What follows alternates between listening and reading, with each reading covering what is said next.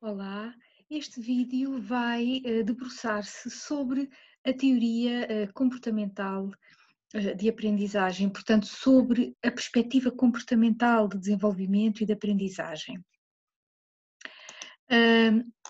Vamos tentar, com este vídeo, descrever a perspectiva comportamental, as suas origens, os tipos de aprendizagem que defende e as principais aplicações. Aqui podem ver uma fotografia de um autor importante desta perspectiva, que foi Watson, G.B. Watson. O behaviorismo ou comportamentalismo é uma teoria mecanicista, porque conceptualiza o indivíduo como uma máquina, portanto não tem em conta, na sua perspectiva, não tem em conta com as emoções e portanto, com as emoções dos indivíduos. Portanto, numa procura de tornar a psicologia uma ciência, os comportamentalistas tornaram objeto do seu estudo os comportamentos diretamente observáveis. E daí que se diga que é uma teoria mecanicista, que descreve o comportamento como uma resposta previsível à experiência. A biologia é tida em consideração, mas os comportamentalistas ou behavioristas porque vem de behavior, esta palavra vem de behavior, percepcionam o ambiente como o fator principal para o desenvolvimento. E defendem que os seres humanos, independentemente da sua idade, aprendem da mesma forma que os outros organismos, reagem a condições ou aspectos do seu ambiente que acham agradáveis, dolorosos ou ameaçadores. Portanto, como veem, o ser humano, visto pelos behavioristas, tem, portanto, pouco de racional. Ele reage ao ambiente. A perspectiva comportamental centra a sua pesquisa na aprendizagem associativa, ou seja, na ligação mental entre dois factos, como é que se associam os factos e como é que o ser humano reage a essa associação. Então, existem dois grandes tipos de aprendizagem associativa, são o condicionamento clássico e o condicionamento operante. No condicionamento clássico, um estímulo é repetidamente associado a outro e isso provoca uma resposta. Uma pessoa ou um animal aprende uma resposta reflexa a um estímulo que originalmente não provocava essa resposta reflexa. Portanto, reparem, uma pessoa ou animal, uma das grandes críticas a esta perspectiva é o facto de não ter em conta o que as pessoas estão a pensar, por exemplo, muito diferente das perspectivas da perspectiva cognitiva, que nós já falámos, de Piaget, da perspectiva psicanalítica, que também já falámos. Aliás, a perspectiva comportamental emergiu precisamente para contrapor, para se opor, digamos assim, à perspectiva psicanalítica, bem como reação à perspectiva psicanalítica, que se centrava muito no passado do indivíduo, e esta perspectiva centra-se muito no presente. Portanto, as terapias que foram depois construídas com base nesta perspectiva centram-se no presente. Já falamos nisso.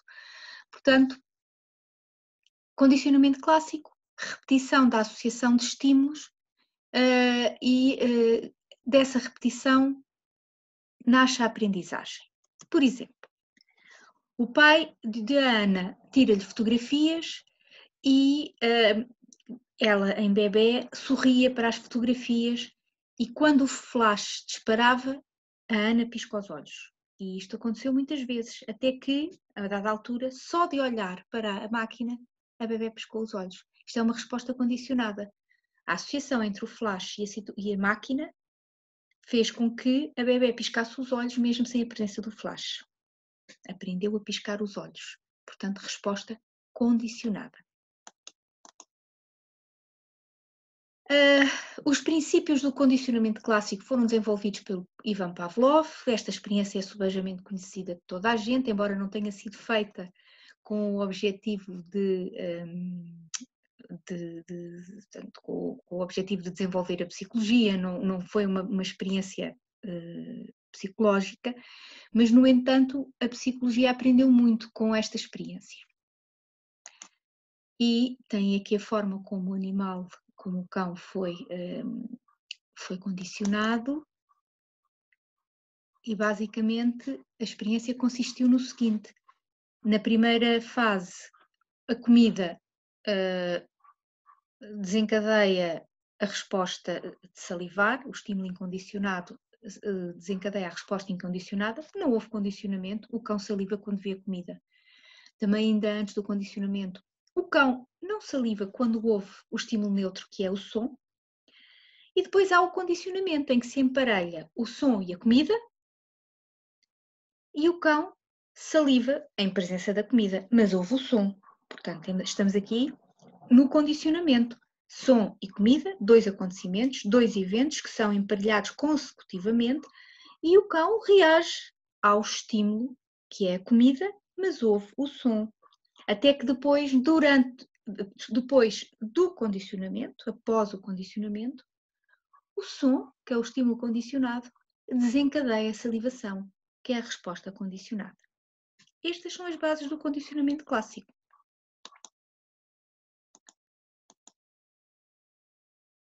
E estas teorias foram aplicadas por John Watson, o autor que abriu este PowerPoint, numa experiência clássica que ainda hoje é citada, que é a experiência do pequeno Albert, ou Little Albert, e que é uma experiência com contornos éticos muito duvidosos, mas que, no entanto, continua a ser citada e continua a ser importante. Portanto, foi uma experiência feita publicada em 1920, foi feita antes disso, por Watson, que era professor universitário, e por Rainer, que era uma aluna dele e que foi assistente dele, e agora aqui, só como curiosidade, ele teve um caso com esta aluna e por causa disso teve que deixar de ensinar, porque foi um escândalo na altura. E, portanto, ele aplicou estas teorias de estímulo-resposta em crianças e tem uma frase muito conhecida, que é que poderia moldar qualquer bebê do modo que desejasse, portanto, com base nos condicionamentos. E o bebê, com 11 meses, foi exposto a um ruído intenso sempre que estava prestes a acariciar um ratinho branco. E foi associado várias vezes o som ao rato, e passou o bebê a chorar sempre que via o rato. E depois também passou a generalizar esta reação para outras situações, para outros animais peludos. Portanto, ficou de facto com muito medo de tudo o que tivesse pelo, devido à associação com o som. Esta ética, pronto, fazer com que um bebê tenha medo de um som ou que tenha medo de objetos peludos, do ponto de vista ético, é extremamente duvidoso e portanto, ainda hoje é criticado. Tenho aqui algumas fotografias da época que eu encontrei. Este é o bebê, aqui a ser colocado, isto é a baseline, eles fizeram uma baseline, fizeram primeiro uma apresentação de vários objetos ao bebê, inclusivamente um coelho, e o bebê não tinha medo deles e não chorava. Depois, aqui já é posterior ao condicionamento, vinha o bebê a chorar, e este é o Watson com uma máscara de Pai Natal. E, portanto, a parte peluda da barba assustava o bebê e ele chorava só de ver o Pai Natal, que é o Watson disfarçado. E aqui é uma gravura desta situação anterior que eu referi e até aparece por baixo. Now he fears even Santa Claus. Portanto, o bebê ficou com medo de tudo o que fosse peludo. E a experiência, portanto, já vos disse, ele fez uma baseline, mostrando que o bebê, vários objetos ao bebê e mostrando que ele não tinha medo. E depois emparelhou o rato a um barulho intenso 7 vezes, portanto, e depois o bebê começou a chorar sempre que via o rato e sempre que via animais peludos e inclusivamente, como eu vos disse, a máscara. Tem aqui a sequência da experiência.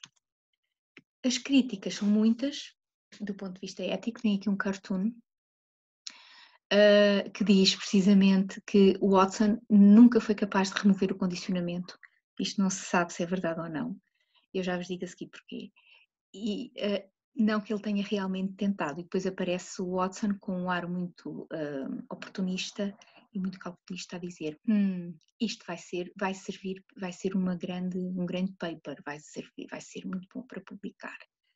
Não é? Portanto, aqui esta parte calculista da experiência nunca deixou de estar associada à mesma. E tanto é assim que, por exemplo, eu deixei na vossa pasta um artigo que eu achei muito interessante, gostei muito de ler, em que vários investigadores recentemente foram à procura do pequeno Albert, foram tentar saber o que é que lhe tinha acontecido após, primeiro de tudo, quem era o pequeno Albert, porque embora na altura os investigadores ainda não estivessem, como hoje, estão obrigados a proteger a confidencialidade dos seus sujeitos,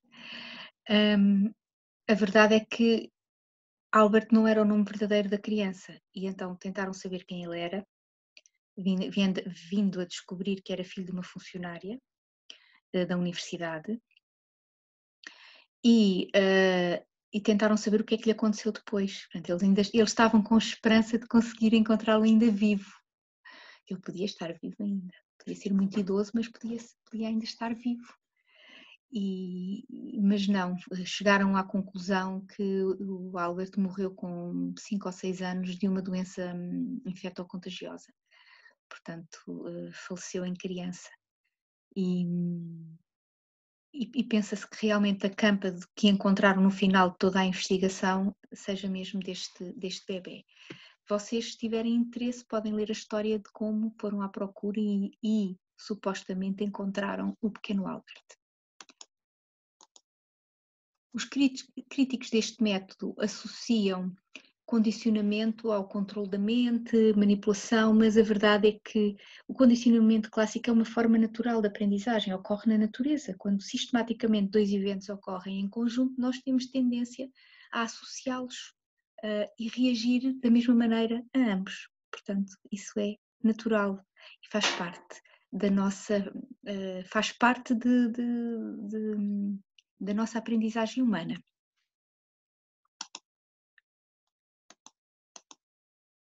A outra forma de aprendizagem, defendida pela perspectiva comportamental, é o condicionamento operante. Operante porque há uma ação do indivíduo sobre o meio.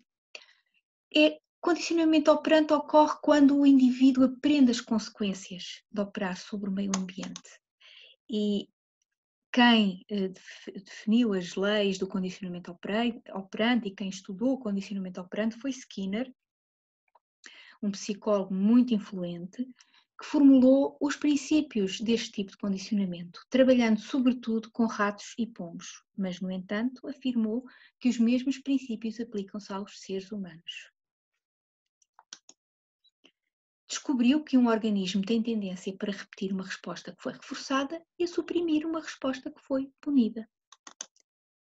E um exemplo, um bebê tranquilamente deitado no seu berço, quando sorri, a mãe aproxima-se e brinca com ele, mais tarde o pai faz o mesmo, e à medida que esta sequência se vai repetindo, o bebê aprende que o que ele faz, sorrir, produz algo de que ele gosta, por exemplo, a atenção dos pais, e vai continuar por isso mesmo, porque foi reforçado positivamente, a sorrir para atrair a atenção dos pais. Portanto, um comportamento que era acidental tornou-se uma resposta condicionada. Tem aqui a caixa de Skinner, criada por Skinner para estudar o condicionamento operante, e em que um rato aprende a fugir dos estímulos das punições, por exemplo, da grade eletrificada, e a operar uma alavanca para se alimentar. portanto, de uma forma humorística, está aqui esta imagem que diz pressione barra em troca de comida. E tem também aqui um link com o filme original da Caixa de Skinner. Então, o reforço é uma consequência do comportamento, o qual aumenta a probabilidade de que este se repita. Por exemplo, o bebê é reforçado pela atenção dos pais. O seu sorriso, portanto, continua a sorrir.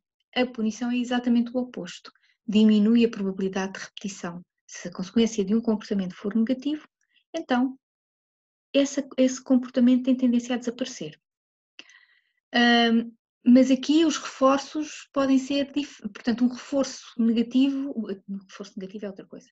Um reforço positivo pode ser a punição para outra pessoa. Portanto, os reforços não são iguais para todos, não é? Algo que eu gosto muito pode ser algo que outra pessoa não gosta. Portanto, isto é um pouco subjetivo, a questão dos reforços. O reforço pode ser positivo quando é algo que é dado como uma recompensa, mas pode ser negativo quando é retirado algo que é desagradável ao sujeito. Portanto, é uma consequência positiva.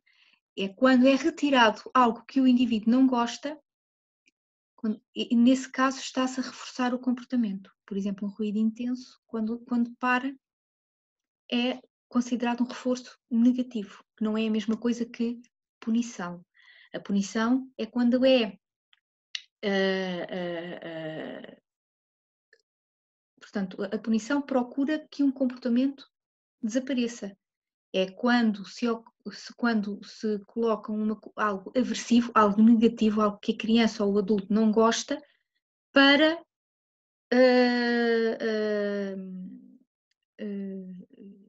diminuir o comportamento, não é? Ou para parar o comportamento. Não é? Dar uma palmada numa criança é uma punição. Não é? No entanto, o reforço negativo procura aumentar o comportamento. Portanto, a punição procura que o comportamento diminua ou desapareça. O reforço estimula a repetição do comportamento. Aumenta ou a frequência ou a repetição do comportamento, removendo aquilo que o indivíduo não gosta. Está bem? São duas situações muito diferentes. O que é que torna o reforço mais eficaz? Quando ocorre logo a seguir ao comportamento, porque se o comportamento não é reforçado, designa-se por extinção, ele desaparece. Por exemplo, se ninguém brincar com o bebê e ele estiver constantemente a sorrir, mas ninguém lhe der atenção, o mais provável é que ele deixe de sorrir. E então, quais são qual foi o impacto da terapia comportamental, da perspectiva comportamental na psicologia? Pronto, primeiro, houve uma grande procura, como eu vos disse no início, uma procura muito intensa de que a psicologia se tornasse uma ciência mais objetiva, mais rigorosa, ao contrário das teorias anteriores, que não eram permeáveis à investigação. Não é? Nós falámos de Freud, por exemplo, muito centrada no passado das pessoas, as terapias voltadas, a terapia psicanalítica não está muito voltada para o presente. E as terapias comportamentais, pelo contrário, procuram analisar o presente, como é que o indivíduo vive a sua vida, quais são os reforços a que ele está sujeito e como é que podem ser modificados para que ele atinja os seus objetivos. E, portanto, as terapias comportamentais, que hoje em dia raramente são utilizadas sozinhas, portanto, hoje em dia há muito terapias, sobretudo integrativas, que integram diferentes teorias e diferentes perspectivas, mas as terapias comportamentais são muito utilizadas, por exemplo, para o tratamento de fobias, na reabilitação, no tratamento de toxicodependências, no tratamento da ansiedade, porque são muito voltadas para a intervenção no presente e a intervenção nos sintomas presentes que o indivíduo está a sofrer, dando-lhe empowerment, dando-lhe força, dando-lhe poder para alterar os reforços para alterar os estímulos que estão internos ou externos, pensamentos, por exemplo, que possam estar a desencadear determinados sintomas, ou externos, determinados contextos que possam estar também a desencadear esses mesmos sintomas. Portanto, de maneira a que o indivíduo consiga lidar e modificar estes estímulos internos ou externos. E este tipo de terapias, como eu disse, vieram numa tentativa de serem uma alternativa às terapias e às perspectivas psicanalíticas, que também têm muitos detratores e sobretudo, o desenvolvimento assente, o desenvolvimento do ser humano assente numa perspectiva psicossexual não é bem aceito por todos, não é? E, portanto, a ideia de uma perspectiva e de consequentes terapias que advêm dessa perspectiva, em que os sujeitos são agentes que operam e modificam o seu comportamento e o seu meio ambiente, foi muito apelativa e também proporcionou, como já disse mais do que uma vez, proporcionou uma visão da psicologia como uma ciência, não é? Permeável à investigação. E por isso procuram ajudar os clientes, os sujeitos, os indivíduos, a extinguir uma grande variedade de comportamentos não adaptados e indesejados, substituindo-os por outros que ajudem o indivíduo a atingir os seus objetivos. Aqui tem uma fotografia do Skinner e, em síntese, a perspectiva comportamental procurou transformar a psicologia numa ciência, foi criada ou pensada como uma resposta à psicanálise, procurou sempre,